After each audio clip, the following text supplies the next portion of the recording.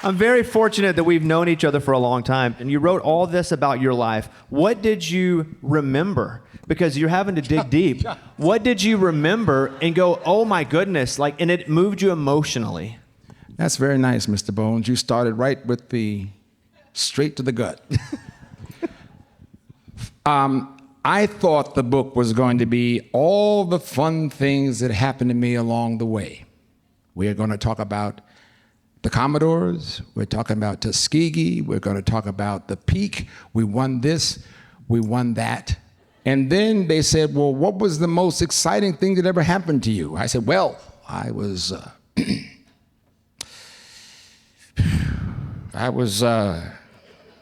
in the Commodores, but before that I was a Cub Scout. And I was a Boy Scout, got all my merit badges. And then and the guy said, this is a pitiful book. And then I met the Commodores in school, and I knew I was on the right road because my grandmother and my mother and my father came to me and said, who the hell are these guys? I said, you mean you don't like them? They said, well, are they going to be doctors and lawyers? And I said, I don't think so. And that's when I realized I was on the right road. Because no one at Tuskegee could understand creative people. You understand? That seemed to be a theme with your life, though, because Tuskegee, the album, when it came out, they also told you that was not going to work. And you talk about in the book how you would know when things were going to be successful by the pushback at times that it would get. When I knew I was on the right road, it was when I realized that no one could ever imagine me doing it, including me. And I'm going to give you a hint of what this story that you're reading or about to read really happened, how it happened. And that was the person I discovered after writing this book was me. I had no idea that I could do something like this in my life. I was the shyest guy in school, painfully shy. If you asked me to do an Easter speech, I had 5 people on the front row going, you can do it. You can do it. Come on. It was painful. And so it's a reluctant story about a kid who had absolutely no idea that this evening was going to happen, full of stories and ups and downs and the craziness. And if you said to me, how did you do it? The answer is, I don't know. Tell me about your mom and dad. My mom, well, let's start with, mom and dad were the co-parents. The real power in the house was Grandma Foster. Now, if you know anything about your grandparents, they rule whatever your parents were thinking, and they can overrule whatever your parents are thinking. So Grandma Foster, A.M. Foster, was now get this now, she was a classical pianist. She taught classical piano, and in 1930-something, she decided she was going to make a career in 1930-something. She was going to be a classical pianist when she grew up. Now, you think being a Commodore and being famous around the world was ridiculous. Being a concert pianist, black, in Nashville, Tennessee, was almost virtually impossible. So that's my grandmother. My father was a systems analyst, was in the military when he did the Army, and he was a part of that wonderful squadron of Army and Air Force black guys called the Tuskegee Airmen.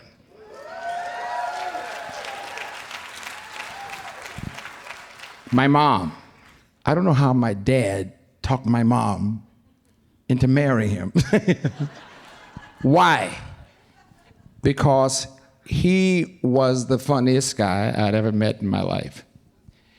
He was the only guy in the world that would take my mother's refined, AKA Miss Tuskegee. My mother was Miss Tuskegee, can you imagine? All right, so she would take all of that and say yes to my father. And for the life of me, I kept thinking, what did he say to get my mother? And finally one day I asked her, Mom, what did he say?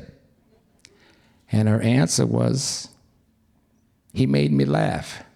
We are now into that point where my dad taught me something. And my mom was the verifier of that.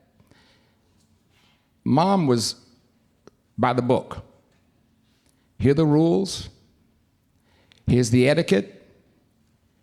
Here's the proper way to say things, the proper way to do things. My dad taught me, he says, your mother's going to teach you how to speak well. Your mother's going to teach you how to walk into a room and act like you got some sense. I'm going to teach you how to survive. And that's exactly what he did. Now, you would think that course would be a very long course. It was not a long course. My dad's line was very clear. If you don't have a sense of humor, they got you. And I realized at that point how he survived, and my mother survived, and my grandmother survived. There was nothing good about being black in the South, Jim Crow, with all the degrees you could possibly ever get and feel good about yourself. But for some weird reason, the Tuskegee Airmen, my dad's squadron, not in the Air Force, but in the Army division of that, my grandmother who wanted to be the classical pianist, they didn't let us know that that was the pressure. I heard laughter every day on that campus, in my house, and I never knew that there was that much pressure on them, but they were under a lot of pressure. But they raised us with the possibility, just the possibility of hope. The possibility. You talk about how back then there wasn't a lot of diagnosis for ADD or ADHD, and you were just different. Do you think that ended up being a superpower of yours more so? Because it obviously, in ways, because it was kind of unexplainable at the time. You were just a different kid. But do you think that allowed you to get to places creatively that maybe you wouldn't have been able to get to? That was so nicely said. When I was growing up, I was labeled as strange. Why? We didn't know what ADD was or ADHD or... They just said, can you read? Can you write? And can you just sit still in your chair and not move? So they added one more to it, hypersensitive. Now, if you know anything about being on a university campus, they have more doctors and more people to analyze your ass. And I was the one they were trying to analyze. And the most important part about this was I started believing that there was something wrong with me.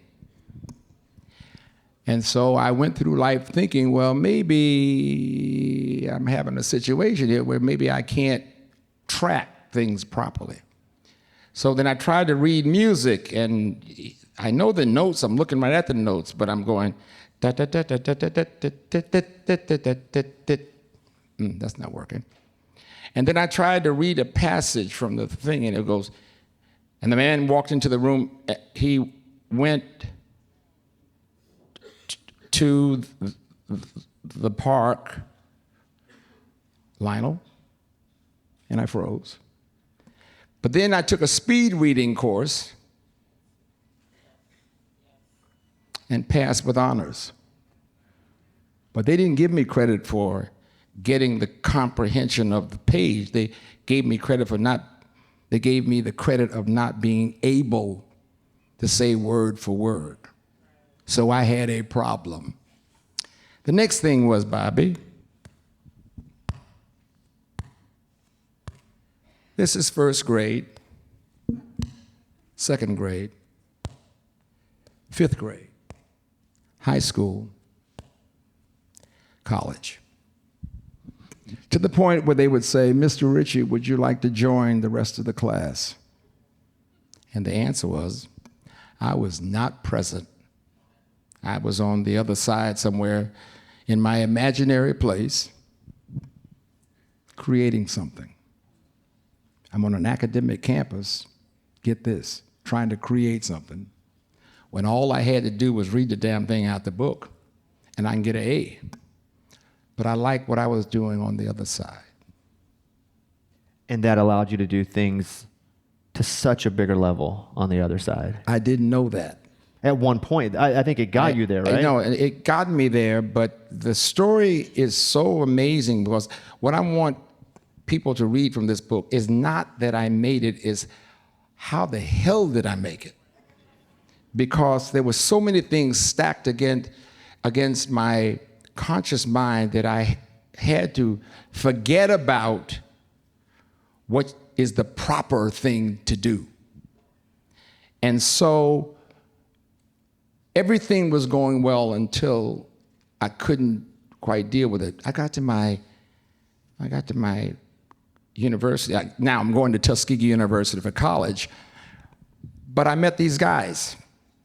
I met these wonderful guys. And you know what I liked about them? They didn't grow up with me. They knew who the hell I was. They only asked one question. Did you bring your horn to school? I said, I sure did. He said, would you like to join a band? I said, I sure would. I didn't tell them I could read or write music, and they didn't ask me. The second thing was I can play the piano by ear, and I can play the saxophone by ear, but I've never been in a band before, and I've never been a lead singer. I didn't tell them any of that, but I wanted to be in this band. You got it? And I thought as a backup, I might just be a priest.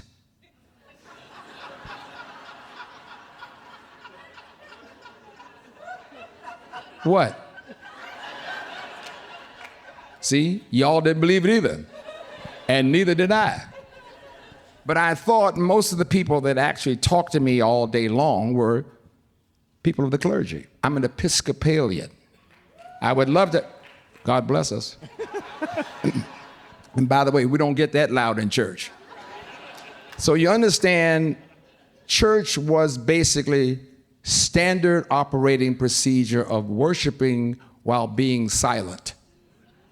There was no emoting whatsoever.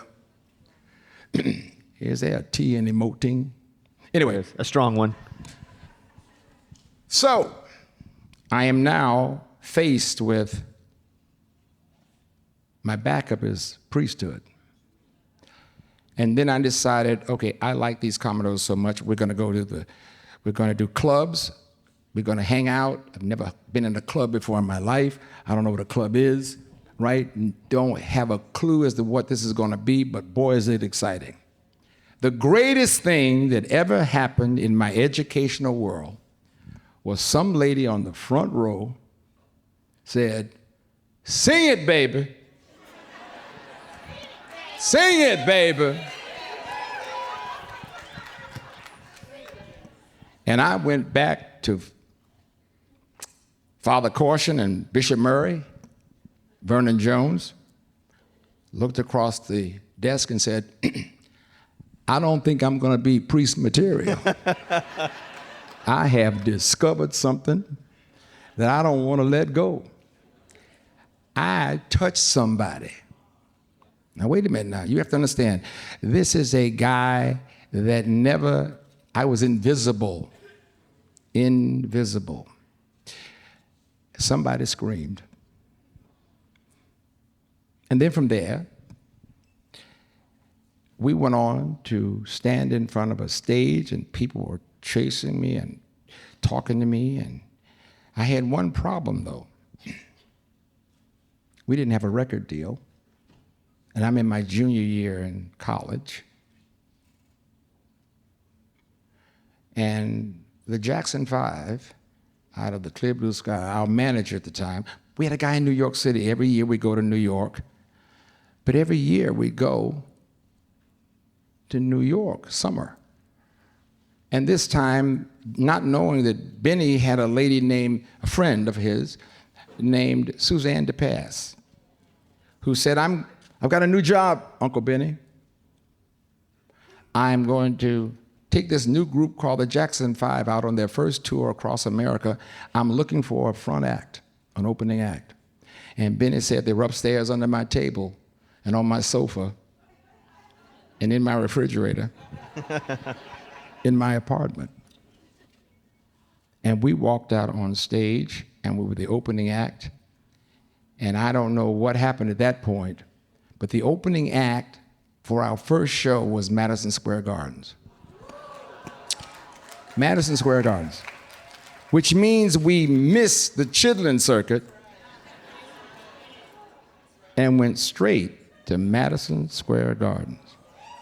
You talk about Michael Jackson, and he was a bit younger than you, but being surprised that he said, we have sold this out. You got that? Yeah. Okay, Michael was about that tall. But to this day, I would have loved to have done a DNA test to find out just how old this kid was.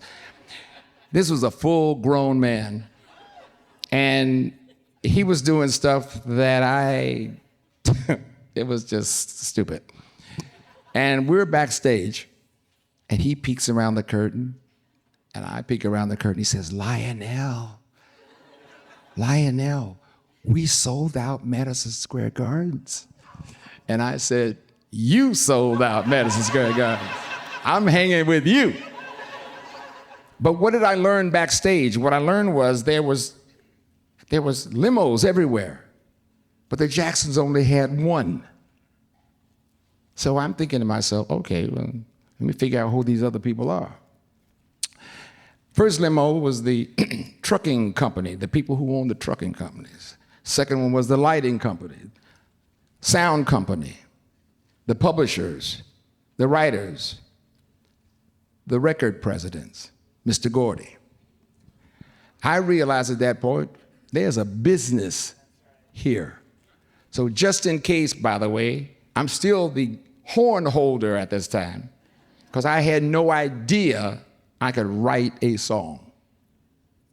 I had 2 songs to sing in the show, and one of them was Little Green Apples. There is nothing, no. There is nothing sexy about Little Green Apples at Madison Square Gardens. So I went out on stage, and we had to learn how to perform. And by midway of the tour, we killed it. From that point on, it became now clear to me, this is where I wanted to be. On this tour, you guys had gotten so dynamic. You guys had gotten so good, the newspapers were also complimenting you guys, and they'd be the Jackson 5, they were good, but holy crap, the Commodores, so much so that I feel like there was maybe resentment from Michael's dad. You read the book. Boy, you doing all right. I like that. All right, so what happens is that everything that went on at that time, you have to understand, it was all about protecting the Jacksons. We were just trying to make sure we killed every night. And every time they schooled them on what you properly should do, we were listening. If you have a song that's going to be the highlight song of the night, play that first. Don't wait till the end because the crowd won't be there. Now we're playing top 40. We have no hit record. So we get to pick any record we want. Well, we hit them with Sly Stone. We hit them with the Temptation, but we were killing it. And they were little boys, and we didn't have any respect for them. That should get TMZ going, right? Right, okay. Until they walked out on stage. And those little boys turned into a machine that would scare you to death to this day. Don't let anybody fool you. They came out to slay everything. And at that point, I realized we are the luckiest guys in the world to be in front of this little school of preschoolers. And whatever I had to do to tolerate the abuse for a year, I will take it because this is my ticket to somewhere. And finally, we ended up in the Hollywood Bowl in Hollywood, California.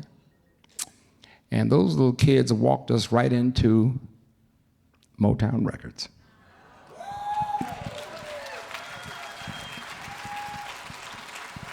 One of the interesting things about your story of going solo wasn't you going, I am going to go solo. It was the awkward predicament of them saying to you and your band, you guys are now just going to follow Lionel. And it put you in a very weird place. Ladies and gentlemen, I was perfectly happy being a member of the Commodores and had no thought in my life to leave this band.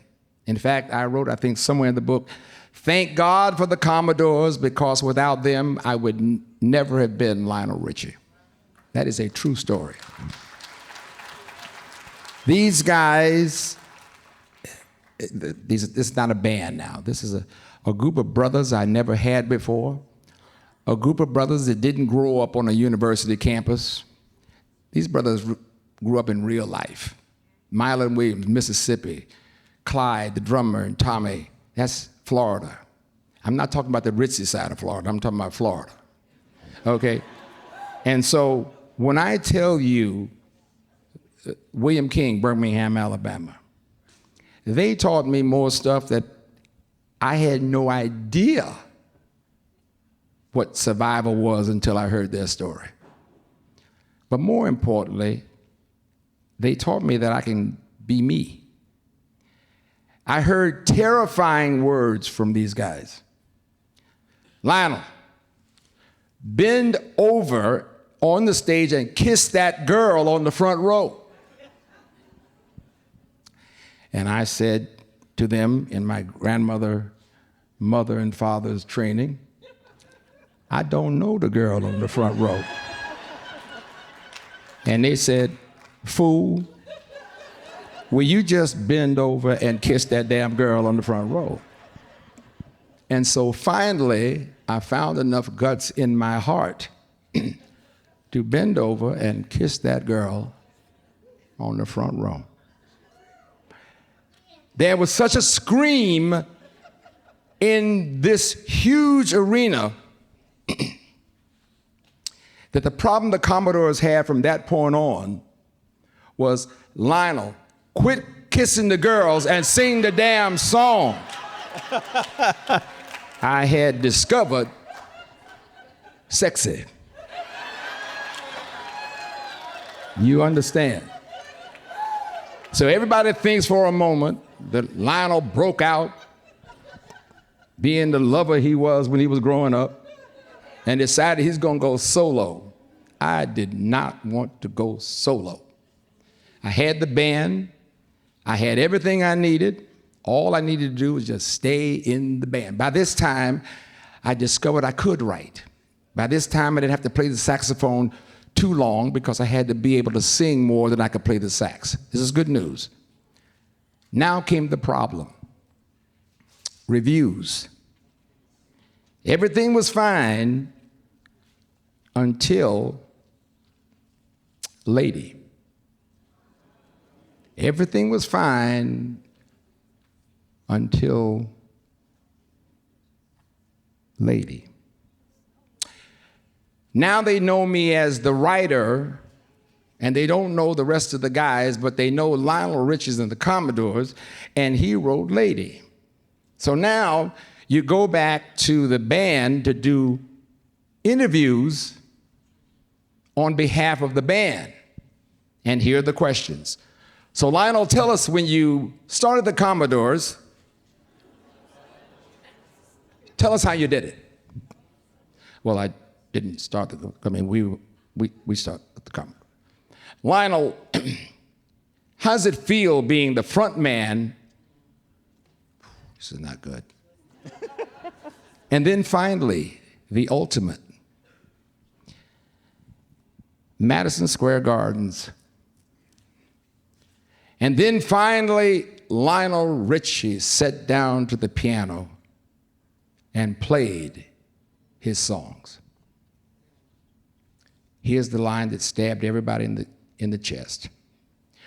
What's a guy like Lionel Richie doing in a funk band like the Commodores? Now try to go back to rehearsal after that. And that is not where you want to be. So from that point on, I felt this, okay?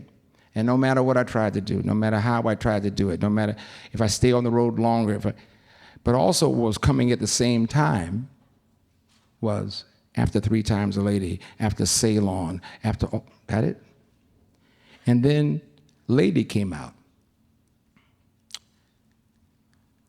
The checks were coming in. You know what keeps a band together? The word equal.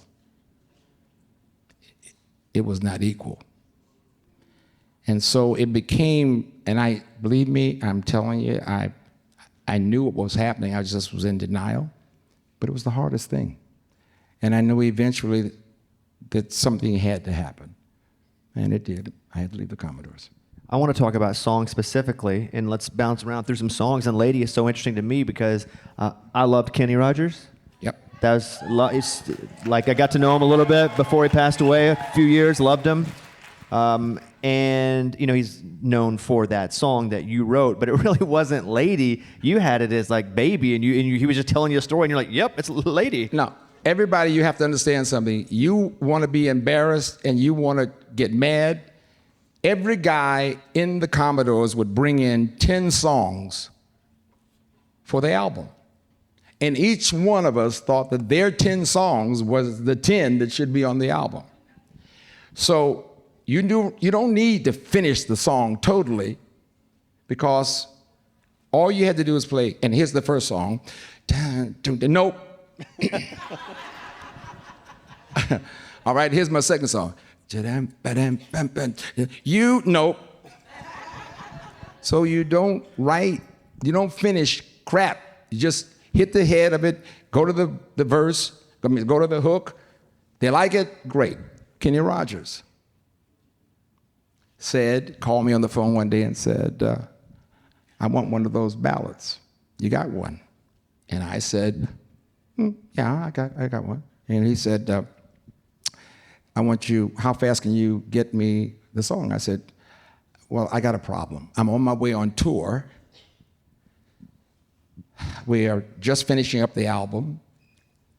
And now, of course, I had a song called Baby for the Commodores album. And they said to me, when I walked in, we don't want another love song. And I said, okay, that's pretty clear. So I decided to write a gospel song, and I wrote Jesus is Love. Now, all right, I got Jesus is Love.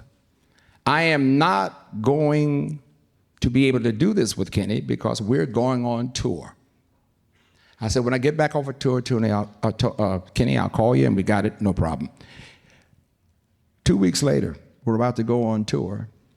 The drummer, Clyde, why he bought a motorcycle, I'll never know his hope. Drummers and motorcycles, I'll never figure. Fell off of his motorcycle and now has to be off the road for a month and a half, maybe 2 months. Tours canceled and pushed back. I called Kenny on the phone and said, you want that song?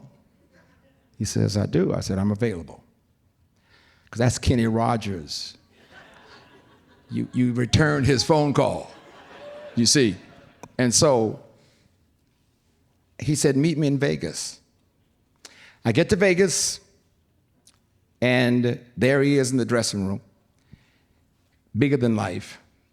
And he starts telling me this story.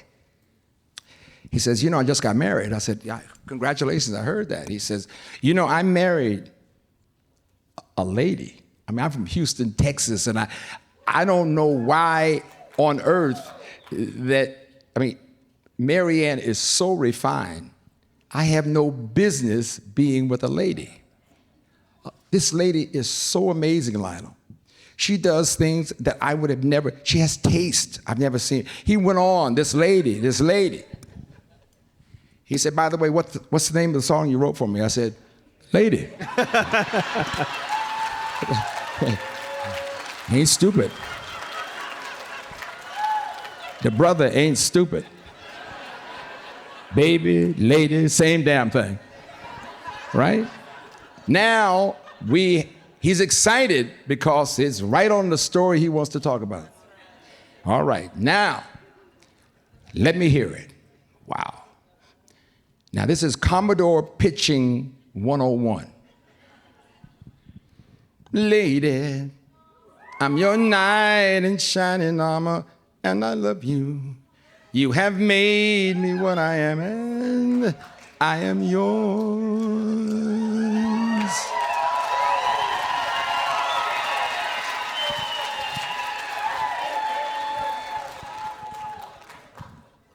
Shoulda charged more money. It's all right. It's all right. It was just that quiet. And Kenny said, what's next? And I said, you like it? He says, I think it's brilliant. What comes next? I said, well, if you like it, I'll finish it. And that's the beginning of Lady.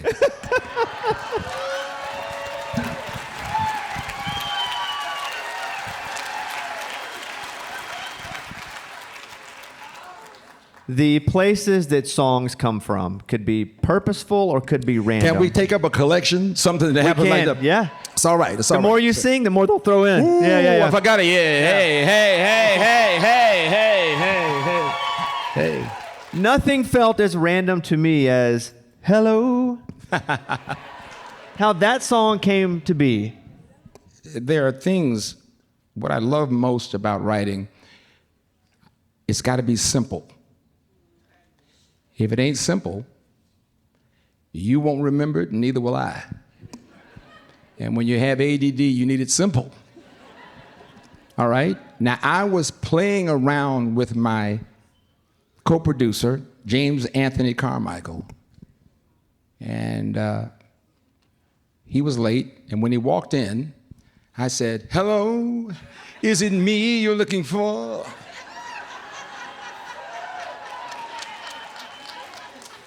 We need more money, man. We got to get more money. Anyway, he said the damnedest thing I'd ever heard in life. Finish that song. And I said, wait. I said, James, that's the corniest line I've ever heard in my life. Hello, is it me you're looking for? Can't be a song. He said, I'm telling you, finish the song, Brother Richie. You got something. And I went back and reluctantly, I put some chords to it, wrote the damn song.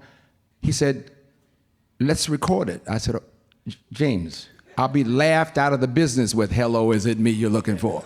He said, let's record it.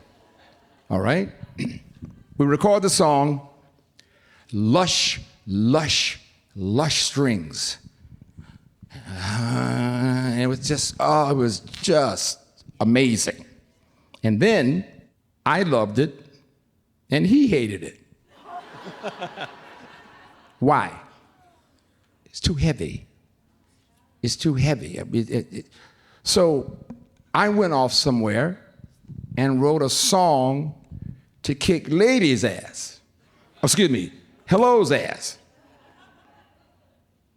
And wrote Truly. Now, wait now. It gets scary before it gets good. Now I'm sitting there and I have truly, and we threw some more songs off the record. Do I throw off Hello and replace it with Truly, or do I keep Hello and put it out? At the same time, we threw another song off because it was just too risque, called All Night Long. I ain't gonna sing that.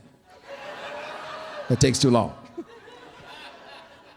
But the point was to show you the insanity was I was trying, my whole concept was, how do I get people's attention? You have to do something crazy. I ain't taking off my clothes. So I gotta shock you with something that you ain't ready for. And so I wrote this calypso song, and it's got the feeling and the thought. Okay, it was just too long, and it was too much stuff, and it had too many layers, so we threw this off. I'm walking down this hall one day at the studio. This music is playing in the second thing. Oh my God, it's just kicking, and the thing is happening. And I decided, just to make sure I have that up-tempo song covered, I wrote Running with the Night to cover in case we don't need All Night Long. Okay, to make a long story short, Truly was the first single. Truly was also my first Grammy. Hello, we threw off the album. The very last minute, we put All Night Long on and Running with the Night, and that was the national anthem of my life story. Hello, All Night Long, Running with the Night, Get Out of Town. You mentioned a Grammy, and we look at you as Lionel, the guy that's had it all, has done it all, has never lost. However, that is a bit revisionist history because you had a tough run at first. In the midst of all of this, and he won, and he's doing this, and Lionel, and everything, and he's this, and okay. The real life was things were falling apart. The real thing was what they don't teach you about success, what they don't teach you about growth is outgrowing. They don't teach you that. They don't teach you that your close friends, your family, your wife, your kids, your community, they don't teach you that you come home one day and nothing makes sense because it doesn't have that flash. Nobody did anything wrong. It's just you came home one day and Uncle Bill ain't famous.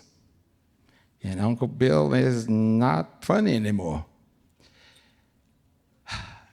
And so Tuskegee, we got to get out of town. We got to go to LA because the studio is right down the street, and all the people I need to meet and know in the radio, television, movie business, they live out there. They don't live next door to me in Tuskegee. Now, when you commit yourself to that, hang on to your seat. When I first went to Los Angeles, California, I made a promise with my first wife, Brenda. We are not going to be like those idiots that are out here and they get married and divorced, and then they do another movie, they get married and divorced. That's some LA stuff. We are not going to do that. That's exactly what we did. I found out the secret to LA. They don't come after the artist. They come after your family. They honor your mother. They honor your father. Guess who's showing up? Singing Lady. They honor your kids. They honor your friends. And on top of honoring your friends, your new friends in the community, They put a charity behind it and raise money on your friends. I'm not used to that. So the things that were happening was things were growing and things were falling apart. Things that I was trying to experience that I thought was amazing, I couldn't fully enjoy it because I'm losing stuff. Things are falling apart. And what you saw during the most amazing period of my life was I lost the Commodores. I lost Tuskegee. I lost my friends. I lost things that made sense to me. And of course, I knew something was wrong when I decided that Brenda and I are going to break up. And I called Father Jones, where you saw that acolyte picture of me as an altar boy. And I called Father Jones on the phone and I said, I think Brenda and I are going to get a divorce. I'd like some counseling from you. And Father Jones said, I can't help you. And I said, I've never heard of such a thing in my whole life. You're the minister. You're supposed to be able to counsel me on this moment in my life. Why can't you counsel me? He said, because in the history of St. Andrew's Church, no one in the congregation has ever had a divorce. That was Tuskegee. Your mom and dad were your mom and dad forever. In fact, everybody else's mother in town was called mama. Everybody else's dad in town was called dad. The idea that Mr. Boone and Mrs. Boone were not together, that's unthinkable. I grew up like that. In California, they leave every 5 minutes. Follow me? So I was adrift. And on top of that, not only adrift, but completely, I never understood the word lonely, but more than that, lonely and confused. Because you go back to Tuskegee to tell folks about your problems, and the answer was, now, how much money you make? Boy, you ain't supposed to have no problems. The answer is, money, power, and fame does not change you. It only magnifies you. So if you got a big problem, if you got a little problem, put money to that and you got a big problem. You're in pain, you're confused, add money to that. It ain't the same. And where's that village that raised me? There is no village in Hollywood, California. There's Westwood Village, where you can go to see UCLA, but there is no village of people to help figure out your thing. And you read it in the book, one of my dear friends, just to show you the casualness of it. Didn't mean any harm. God bless Quincy Jones.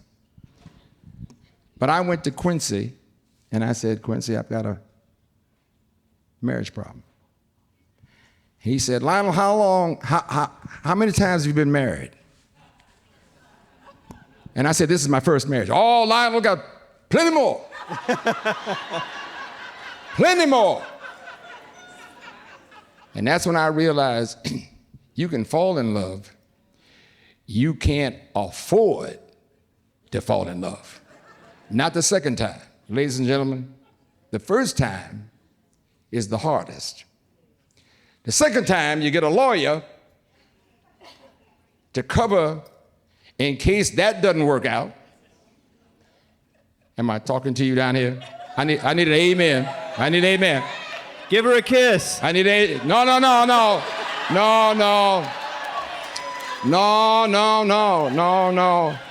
See, y'all, what you do, Bobby, you mess him up now. You mess him. See, let me just explain to you. When you're 23 years old, you can bend over there to kiss.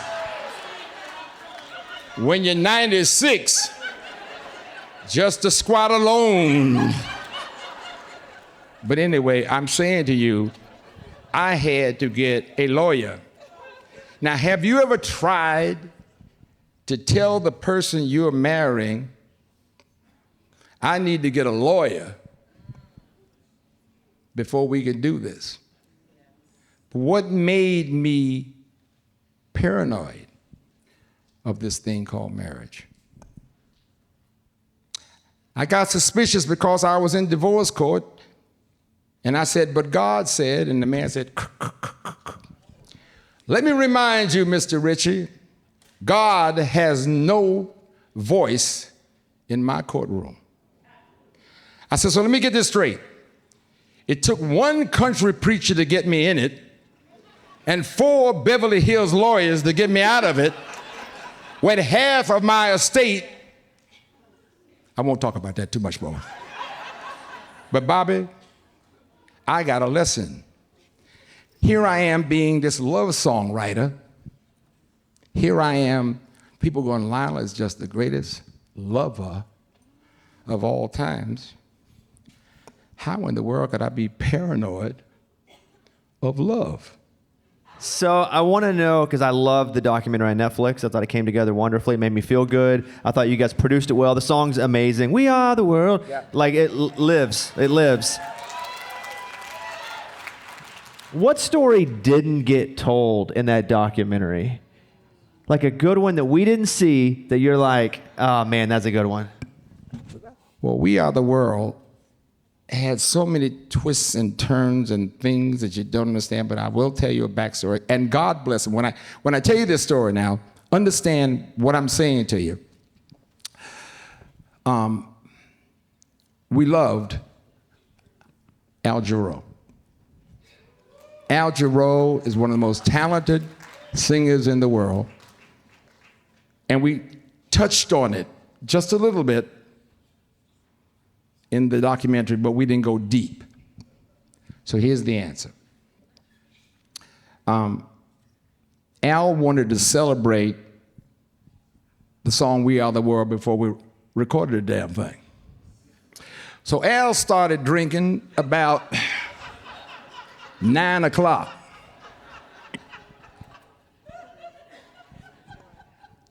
So by the time we got to 1 o'clock, Al was ready to celebrate. And so what you didn't know was it came down to his part in the show. And we got around, and it's Dion, Willie Nelson, and it comes into Al. And Al now opens his mouth.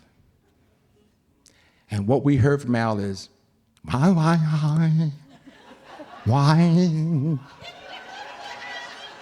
I was hanging.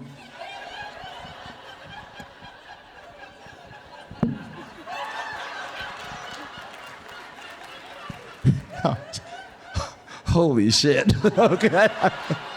Oh no. So I look over at Quincy, and Quincy looks over at me, and Dion is about to kill him.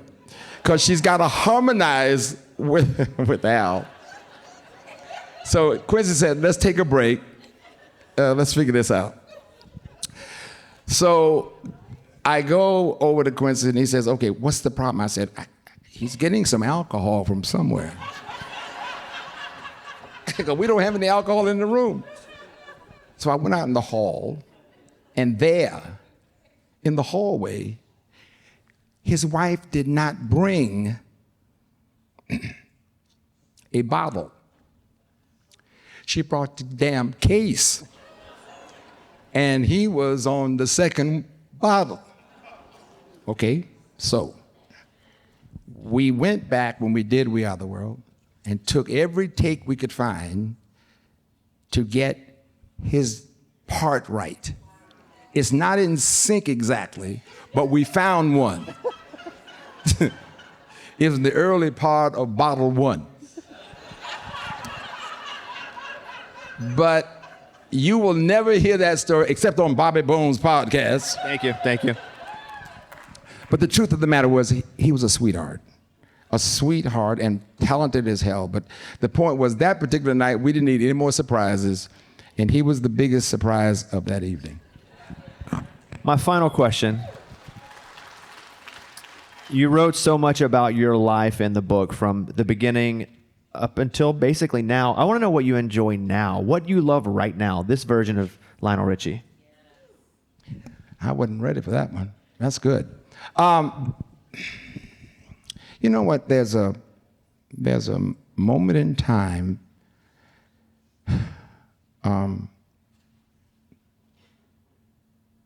There's a moment in time when you're so busy. Let me tell you about this business. When the light turns green, it's like a supermarket thing. They give you a basket, and how much can you put in that basket before the light turns red? So you forsake anything you know of any kind of common sense, and you just work right, as fast as you can before the red light comes on. The red light didn't come on. The songs stayed around. You can't guarantee that. Up until this book, there's a word that I've been constantly holding on to. It's called fear. Did I enjoy the ride? You better believe I enjoyed the ride. But what was my companion? Fear. It wasn't, I got this. It was, what am I going to do in case the thing turns red?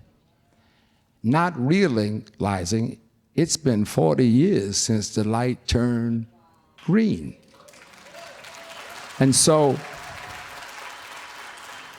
what this book did was it forced me to look over my shoulder behind me. I discovered Lionel Richie.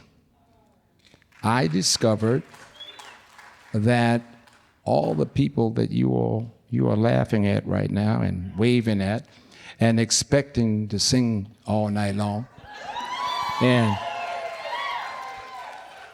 we ain't gonna sing all night long. But, I mean, in other words, it's almost like the imposter syndrome. And what I want you all to understand, I didn't write this book to tell you about the success. I wrote this book to tell you about the fear and the not trusting myself and hopefully finding a way to make this work, because somebody just may find out I can't play the saxophone. They just might find out I can't play from notes on the keyboard. I gotta make sure, no, I was trying to keep everything in front looking real good. And then I started talking about this book. I made it. I actually made it. But even better than making it, I lived through it. I lost Luther Vandross. I lost Whitney. I lost Michael, Rick James. I lost Sammy. I lost my mentors, just lost Quincy. I would have loved for them to be here with me, to experience this crazy stuff, and then I could tell you all a lot more, because then they wouldn't sue my ass. But the truth is, what comes with success are sacrifices. If I had known it was going to end up like this, I'd have spent more time with my family. If I knew it was going to be the end result like this, and then I realized you can't have both. What they give you is that moment in time when your mother's dying, here's the dilemma.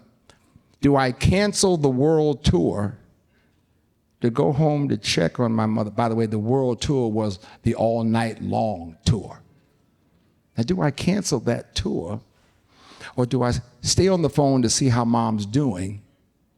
And of course, thank God she lived through the entire tour. But the point was, your first concern is, I gotta go home. I didn't. And then you have friends that call you on the phone. Lionel, I need to talk to you. It's very important that we get on the phone. And I go, I'll call you. I'll call you when, okay, I'll call you back. And then you get home and you decide, I'm going to return the phone call 7 months later. And I said, let me speak to William. Lionel, William died about 6 months ago. I said, died from what? He said, well, he was trying to get in touch with you to tell you that he had cancer, and that's why he was calling. Okay. I'm here. I'm on stage, worried to death that I may not be able to. How do I write a duet with Diana Ross when I've never written a duet? I was definitely under pressure. And I was so busy being under pressure, I let go of a lot of things that I wish I could have been there for. But it's either or. It's never both. And so tonight, what I want you all to know about that book, it's not the success. It's the things I had to overcome to get there. The commitment, the doubt, the fear, the worry, to get on this stage. And I want every kid and every person to understand, everyone to understand, we're all scared to death. As my dad said, what is the similarity between a hero and a coward? They were both scared to death. It's just one step forward and one step back. In all of my fear, thank you. In all of my fear, I just kept hearing my father. Are you scared to death? Yes. Step forward. Are you scared to death? Yes. Step forward. Are you in doubt? Yes. Step forward. Do you believe it? Kinda. Step forward. Do you know who you are? No, sir. Step forward. In other words, step forward. So, that's what's up. So, I've got 3 audience questions. These will be quick hitting questions. So, tell the story of Stuck on You. This is from Barb, but can you tell the story of Stuck on You? It's the one that goes, Stuck on You. Thank you. Thank you. You know, and by the way, you all are laughing. I wrote Stuck on You. There are moments on stage where I'll start singing Stuck on You, and for the life of me, I can't think of Stuck on You. I can't think of it because it's that moment. Stuck on You was interesting. I wrote the song for Kenny Rogers. I wrote Truly for Barbra Streisand. Truly. I wrote 3 Times a Lady for Frank Sinatra. All right. So you have to understand, James Carmichael found out that I had a stash.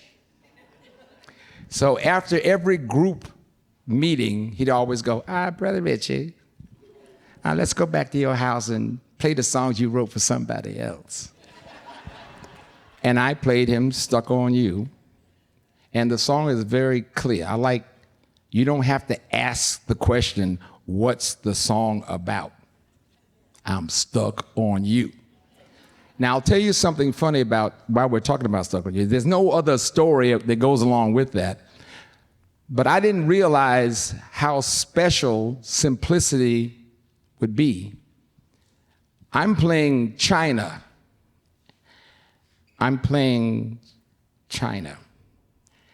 And the minister of education came backstage to me and said, and I couldn't figure out, I'm doing China Idol. And I walk out on stage and they know every word. These kids, they know every word. And get this now, you ready for a number? 361 million people watching live. That's China Idol. And they are going to do a medley, I'm going to do a medley of all of my songs. At the end, they gave me this award, and then I learned what they called me. I thought they called me Lionel Richie. Teacher, teacher, teacher, teacher. And I said, what the hell are they? I know a little Chinese, but what's teacher? And they said, teacher. Teacher. Okay. Why do they call me teacher? Because we teach English in China on your songs. Easy like Sunday morning. Stuck on you. Hello? Is it me you're looking for? All right, 2 left. Renee from Houston said, if you could sing one song and only one of your songs the rest of your life, what would it be? Oh, God. Well, no. Now, what would you all think? What would it be? All right. God, you said Zoom. Oh, yeah. All right. So it would be easy like Sunday morning. Yeah. For me, it said everything. It said, I walked into a room one day. I wanted to be famous. We're now famous. The Commodores are famous. And the beauty of this was they brought us a book with 366 pages in it. And from 1 to 360, it told us where we were going to be for the next year, every day for that year, because we're going to play a world tour. And I remember writing down, why would anybody put chains on me? I paid my dues to make it. Everybody wants me to be what they want me to be. I'm not happy when I have to fake it or try to fake it. Leave me alone. And I said, that doesn't sound like a hit record. So I went back, took a break, and came back and said, I just want to be easy. I just want to take it easy. I'm easy. Easy like what? It took me 3 days to figure out what you just said in 5 seconds. So what I want you to understand, don't let anybody fool you about this word called genius. It's called hard work and asking God and the universe as many times as you can think about it, God, I know you're busy, but you made me famous, and they're looking for easy like what?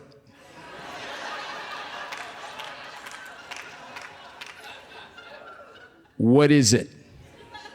And in my midst of craziness, like Sunday morning came out, and that is everything I was feeling. And I'll tell you that you said another song, which is great. If you listen to Zoom, and I said this in the book, I may be just a foolish dreamer, but I don't care. Because I know my happiness is out there somewhere. I'm searching for that silver lining, horizons that I've never seen. Oh, I'd like to take just a moment and dream my dream. Zoom. And what has happened to me in this book and what has happened in my life is that God was listening, and it happened to me. I think we end it right there. Ladies and gentlemen, Lionel Richie.